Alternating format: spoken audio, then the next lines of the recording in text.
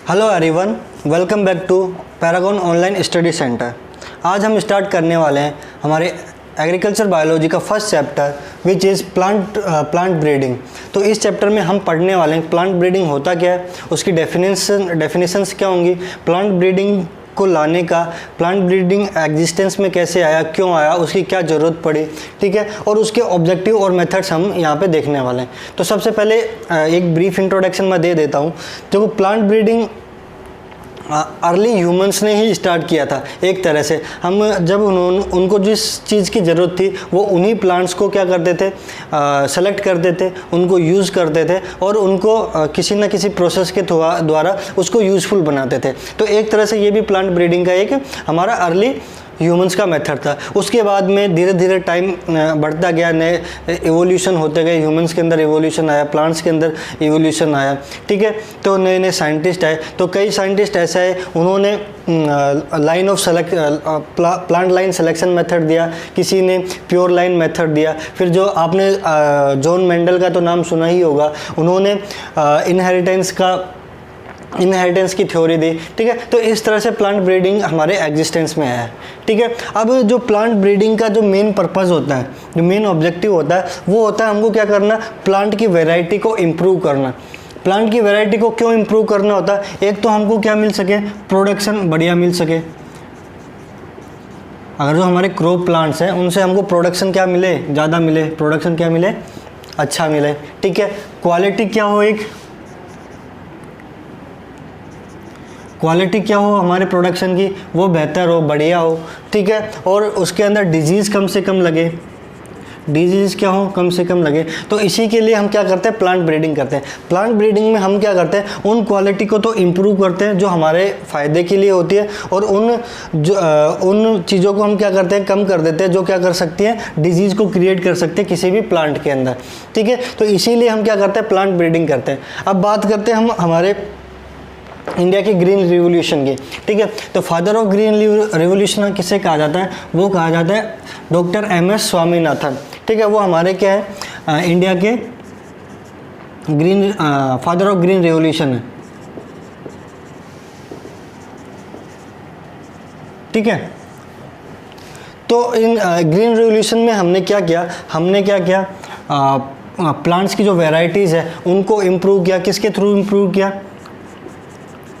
Plant varieties को improve किया, ठीक है। तो इम्प्रूव, मेरे को एक चीज़ ये बताओ कि ग्रीन रिवोल्यूशन की इंडिया में ज़रूरत क्या पड़ गई थी। एक बार सोच के देखना, एक बार पढ़ना गूगल पे भी, ठीक है। एक बार ब्रीफ में मैं बता देता हूँ कि जब हमारा देश आज़ाद हुआ था उस टाइम पे हमारा एग्रीकल्चर सेक्टर बहुत ही बैकवर्ड स्थिति में चला गया था, और इंडिया में भुखमरी इतनी हो गई थी कि हमको जो अनाज है, जो वीट भी हमको USA से इंपोर्ट करना पड़ रहा था, ठीक है। और जब वीट USA से इंपोर्ट कर रहे थे तो वैसे भी एक तो प्राइस बहुत ज़्यादा हो रहे थे वहाँ पे, ठीक है। दूसरे उसके साथ में वहाँ से जो आज के टाइम पे आप जो गाजर घास का नाम सुनते हो ना, जिसको हम कांग्रेस घास भी बोलते हैं। कांग्रेस घास इसीलिए बोलते हैं क्योंकि उस टाइम पे किसकी गवर्नमेंट थी, कांग्रेस की गवर्नमेंट थी, और उसी टाइम पे वीट का इंपोर्ट किया गया था, ठीक है। तो उस पे ना जाके हम ये देखते हैं कि हमको यहाँ पे ज़रूरत क्यों पड़ी थी ग्रीन रिवोल्यूशन की। तो वो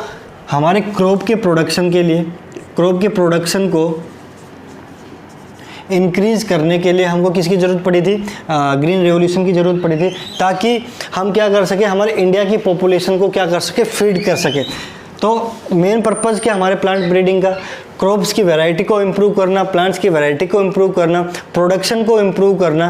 तो घुमा फिरा के एक ही हमारा ऑब्जेक्टिव होता है प्लांट ब्रीडिंग का, कि किसी ना किसी तरह हम क्या करें, क्रॉप्स के प्रोडक्शन को, हमारे एग्रीकल्चर प्रोड्यूस को क्या करें, इम्प्रूव करें और उनके प्रोडक्शन को इंक्रीज करें, ठीक है। तो ग्रीन रिवोल्यूशन में हमने क्या किया, इम्प्रूव वेराइटीज़ को डेवलप किया, हाइब्रिड वेराइटीज़ को डेवलप किया। जैसे कि आप ड्वार्फ वेराइटीज़ ऑफ वीट की ड्वार्फ वेराइटीज़ हमने इंट्रोड्यूस करवाई, ठीक है, कॉटन की हाइब्रिड वैरायटीज इंट्रोड्यूस करवाई, जैसे कि हमारा वो H4 कॉटन आता है, ठीक है। आज के टाइम पे BT कॉटन भी हम यूज़ करते हैं। BT कॉटन से फ़ायदा क्या होता है कि जो BT कॉटन है ये बोल वॉर्म रेसिस्टेंट होता है, क्योंकि इसकी जो BT कॉटन होता है उसके अंदर जो बोल वॉर्म का जो हमारा जो कीड़ा होता है वो नहीं लगता जल्दी से, ठीक है। तो इस तरह की हाइब्रिड वेराइटीज़ है, ये सारी हमको किसके थ्रू मिलती है? प्लांट ब्रीडिंग के थ्रू मिलती है। तो ये हमारा ब्रीफ इंट्रोडक्शन हो गया। अब आगे बढ़ते हैं प्लांट ब्रीडिंग की प्रॉपर डेफिनेशन। तो नोट डाउन कीजिए प्लांट ब्रीडिंग की प्रॉपर डेफिनेशन, ठीक है। तो प्लांट ब्रीडिंग लिखिए, it is the process in which, ठीक है, इट इज़ द प्रोसेस और इट इज़ एन आर्ट, लिखो it is an art, it is an art and science, it is an art and science by which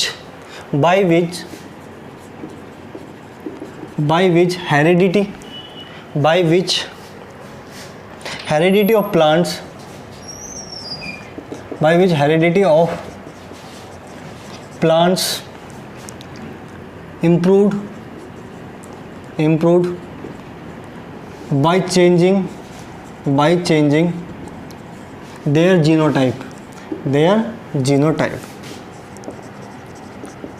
यानी कि plants के genetic material में कुछ ना कुछ चेंजेस करके हम क्या कर देते हैं, उसकी हेरिडिटी को क्या कर देते हैं?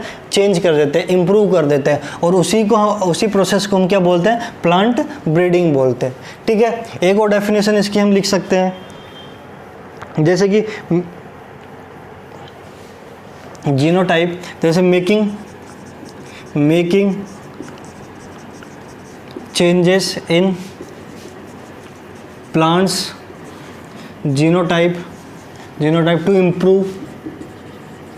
to improve crop plants and to have some economical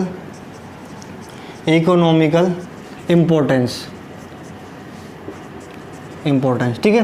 तो अगर हम प्लांट ब्रीडिंग करते हैं, प्लांट ब्रीडिंग के अंदर उसके जीनोटाइप को हम कुछ ना चेंज करते हैं और प्लांट की हेरिडिटी को इम्प्रूव करते हैं, तो वो हमारे लिए क्या है? एक इकोनॉमिकली हमारे लिए क्या हो जाएगा? वो इम्पोर्टेंट हो जाएगा। इकोनॉमिकली इम्पोर्टेंट कैसे हो जाएगा? जब हम प्लांट्स को इम्प्रूव करेंगे। प्लांट, मान लो कि हमने प्लांट्स को क्या कर दिया? इम्प्रूव कर दिया, बढ़िया बना दिया प्लांट को, ठीक है। अब उससे हमने क्या किया? फील्ड के अंदर लगाया, क्रॉप से उसको क्रॉप प्रोड्यूस लिया हमने, उससे क्रॉप लगाई, ठीक है। जो प्रोडक्शन है वो हमारा क्या होगा? फिर प्रोडक्शन भी क्या होगा? इंक्रीज होगा। प्रोडक्शन इंक्रीज होगा तो क्वांटिटी भी हमारे पास में ज़्यादा होगी और हम उसको बाहर मार्केट के अंदर अच्छे से ज़्यादा बेच पाएंगे और हमको प्राइस भी अच्छा खासा मिलेगा, ठीक है। तो इससे क्या हो रहा है? प्रोडक्शन भी हो रहा है और जो किसान है उसको इकोनॉमिकल बेनिफिट भी हो रहा है, ठीक है। अब जब प्रोडक्शन हो रहा है तो जो देश की जनता है, जो हमारी पॉपुलेशन है, पॉपुलेशन को भी फीड किया जा सकता है, ठीक है। और आज के टाइम पे जब ग्रीन रिवॉल्यूशन आया था 1964-65 में, तब उस टाइम पे हमारे पास इतना भी नहीं था कि हम अपनी जनता को खिला सकते हैं, लेकिन आज के टाइम पे हम एक्सपोर्ट करते हैं हमारे फार्म गुड्स को, ठीक है। तो लिखो plant breeding is done to improve the genotype, हो गया हमारा ये। फिर लिखते हैं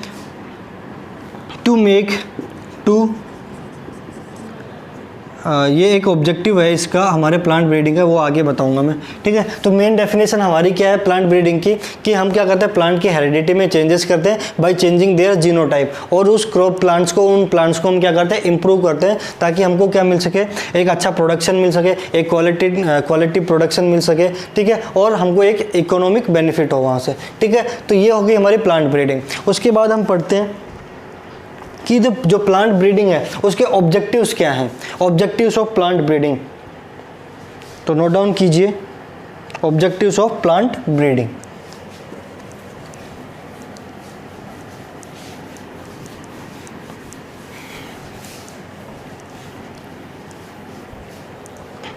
ऑब्जेक्टिव्स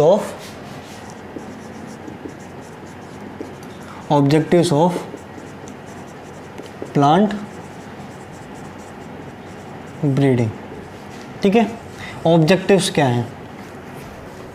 सबसे पहले तो होता है ऑब्जेक्टिव हमारा हायर यील्ड के लिए, यानी कि प्रोडक्शन को इंक्रीज करने के लिए हम क्या करते हैं? प्लांट ब्रीडिंग करते हैं। तो पहला ऑब्जेक्टिव है for higher yield, higher yield, ठीक है। हायर यील्ड का मतलब क्या हुआ, to increase the production of our crop, तो लिखिए to increase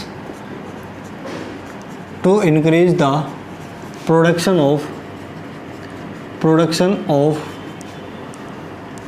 of our crops के प्रोडक्शन को क्या करने के लिए, इंक्रीज करने के लिए हम क्या करते हैं, प्लांट ब्रीडिंग करते हैं। सेकेंड ऑब्जेक्टिव है हमारा टू मेक और to improve the quality of product, to make और improve the quality of product, ठीक है। प्रोडक्ट की क्वालिटी को इम्प्रूव करने के लिए हम क्या करते हैं, प्लांट ब्रीडिंग करते हैं, ठीक है। अब चाहे वो कोई भी हो, चाहे गेहूँ हो, चाहे चावल हो, चाहे बाजरा हो, कोई भी हमारा एग्रीकल्चर प्रोडक्ट हो, उसकी क्वालिटी को इंक्रीज करने के लिए हम क्या करते हैं, प्लांट ब्रीडिंग करते हैं। अलग अलग तरह की वैरायटीज़ आती हैं मार्केट के अंदर, वो सारी की सारी हमारी क्या होती हैं, ज़्यादातर हाइब्रिड वैरायटीज़ होती हैं, जिससे हमको क्या मिलता है, अच्छा प्रोडक्शन मिलता है, ठीक है। ठीक है, तो जो जब हम क्वालिटी को इम्प्रूव करेंगे तो उसका प्रोडक्शन भी क्या होगा, इम्प्रूव होगा, इंक्रीज होगा, ठीक है। उसकी क्वालिटी भी क्या होगी, इंक्रीज होगी, ठीक है। और उसका इकोनॉमिक वैल्यू भी उसकी क्या होगी, इंक्रीज होगी, ठीक है। तो इससे हमको क्या फ़ायदा है, प्रोडक्शन भी बढ़ रहा है, क्वालिटी भी अच्छी हो रही है और उसकी इकोनॉमिक वैल्यू भी बढ़िया हो रही है। टू मेक, इसका तीसरा objective, to make plants disease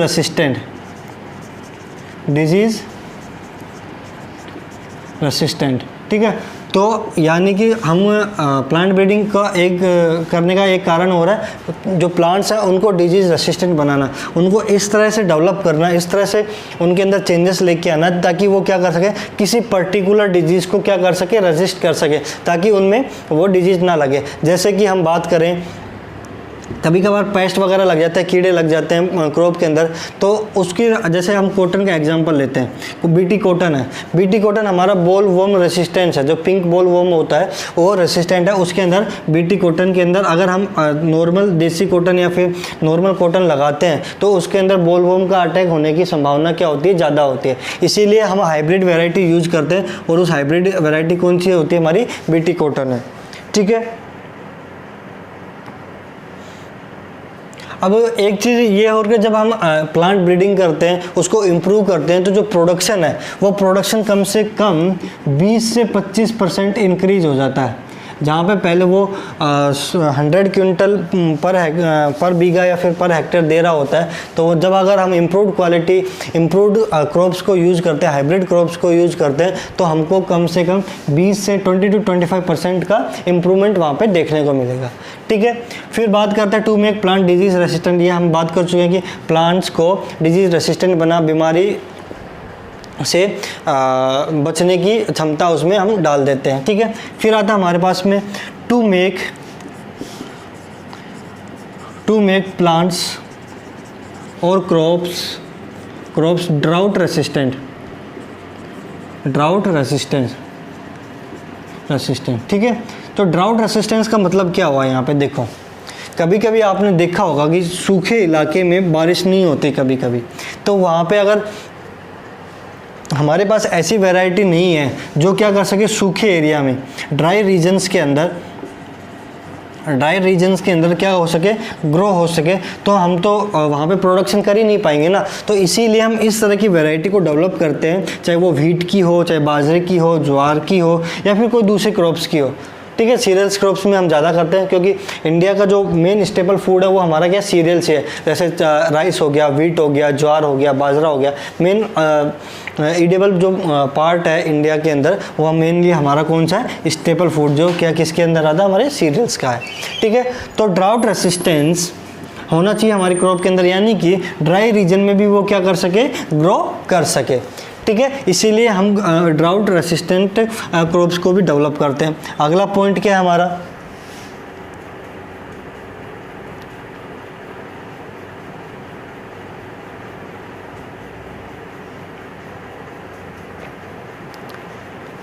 ठीक है, development of varieties, development of varieties, development of varieties, varieties with increased efficiency, increased efficiency, यानी कि हमको प्लांट्स की वैरायटी को इस तरह से डेवलप करना है ताकि उसकी एफिशिएंसी क्या हो जाए, इंक्रीज हो जाए। अब यहाँ पे इंक्रीज्ड एफिशिएंसी का क्या मतलब, आप कंफ्यूज हो रहोगे। इसका मतलब तो यही होगा कि हमको इस तरह की करनी है ताकि उसका प्रोडक्शन क्या हो जाए। इसके अलावा जो इंक्रीज एफिशिएंसी का मतलब ये है कि जो हम क्रॉप्स के अंदर, जो हम सॉइल के अंदर, क्रॉप्स के अंदर जो फर्टिलाइजर्स डालते हैं, फर्टिलाइजर्स डालते हैं, मैन्योर्स डालते हैं और कुछ भी डालते हैं, ठीक है, उनका कंजप्शन, उनका यूज क्रॉप किस तरह से करिए। अगर वो अच्छे से कर रही है यूज़ तो हम बोलेंगे कि उसकी एफिशिएंसी क्या हो गई है, इंक्रीज हो गई है। अगर उसकी एफिशिएंसी इंक्रीज होती है, वो फर्टिलाइजर्स को और मैन्योर्स को अच्छे से एब्जॉर्ब कर पा रही है, अच्छे से कंज्यूम कर पा रही है वो क्रॉप, तो हमारा जो प्रोडक्शन है, प्रोडक्शन है हमारा, वो क्या हो जाएगा, इंक्रीज हो जाएगा। ठीक है, तो अगर हम इस तरह की वैरायटीज़ को डेवलप करें जो क्या करती हैं, फर्टिलाइजर्स, मैन्योर्स को, इनको अच्छे से क्या करें, कंज्यूम करें, तो हमारा प्रोडक्शन क्या हो सकता है, इंक्रीज हो सकता है। ठीक है, तो इस तरह की वैरायटी हम यहाँ पे डेवलप करते हैं। ठीक है, आगे बढ़ते हैं। ठीक है, अब बात करते हैं अर्ली मैच्योरिटी वैरायटी की। ठीक है, किसकी, अर्ली मैच्योरिटी ऑफ वैरायटीज़। ठीक है, 5 पॉइंट हम पढ़ चुके हैं, अगला 6ठा पॉइंट लिखिए।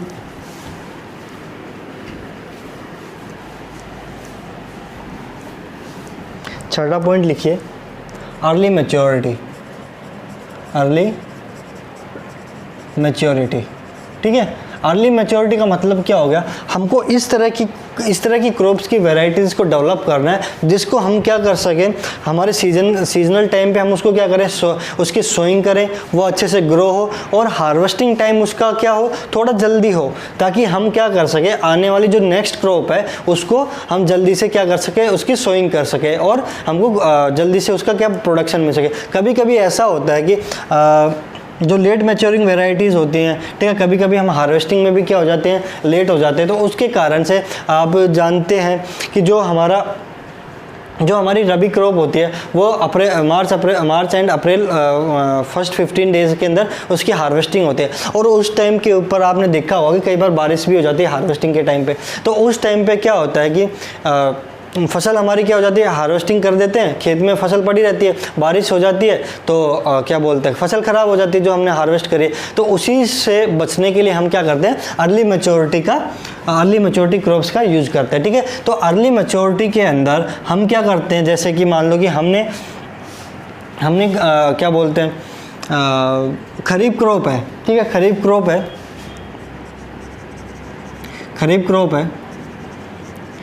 क्रॉप को हम क्या करते हैं, जून, और वैसे मेन सीज़न तो इसका जून जुलाई है, लेकिन कभी कभी ये जुलाई एंड तक भी इसका क्या होता है, जुलाई एंड, अगस्त में नहीं, जून एंड और जुलाई फर्स्ट वीक या फिर सेकंड वीक बोल सकते हैं, उसके बीच में हम क्या करते हैं, खरीफ क्रॉप की सोइंग करते हैं। ठीक है, अगर ये हमारी क्या अर्ली मैच्योरिटी है, इसकी अर्ली मैच्योरिटी वैरायटी,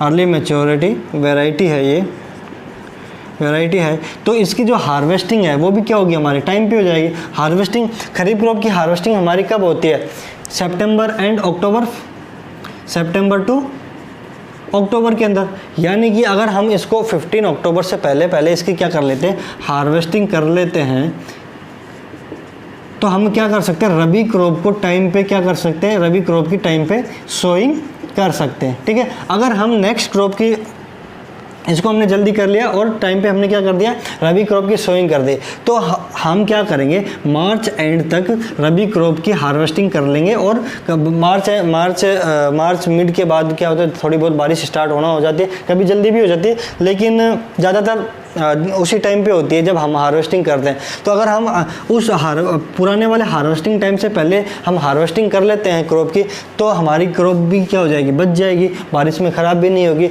हमारा प्रोडक्शन में लॉस भी नहीं आएगा, प्रोडक्शन में कमी भी नहीं आएगी। इसीलिए हम क्या करते हैं, अर्ली मैच्योर वेराइटीज़ का यूज करते हैं।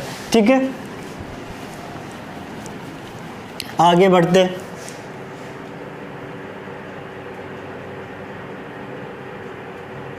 तो लिखिए इसमें early ripening varieties of crops are very useful. वो यूजफुल क्यों, मैं आपको बता चुका हूँ यहाँ पे। तो लिखिए early maturing varieties of crops are useful. ठीक है, अब अगला पॉइंट देखते हैं। ठीक है, एक बात करते हैं फोटो इनसेंसिटिविटी की।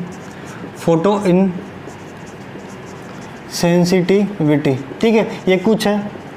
फोटो इनसेंसिटिविटी का मतलब क्या हुआ कि हमको इस तरह की क्रॉप्स को डेवलप करना है जो क्या कर सके कि डिफरेंट, देखो हमने हमारे कंट्री को अलग अलग क्लाइमेटिक जोन्स में बांटा हुआ है।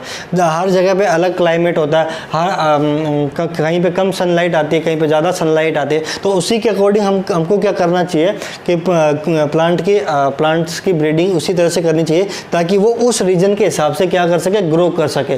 तो उसी में हमारा क्या था, फोटो इनसेंसिटिविटी आती है। ठीक है,